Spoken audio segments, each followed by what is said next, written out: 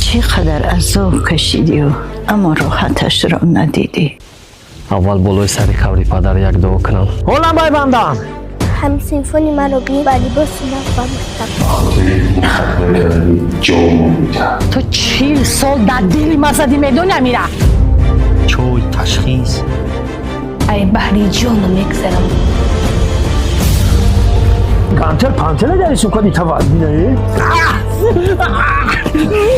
آخه دامرداد غیر چی بگی؟ هیچ وقت نیادید رای دیلو پیروده بکن.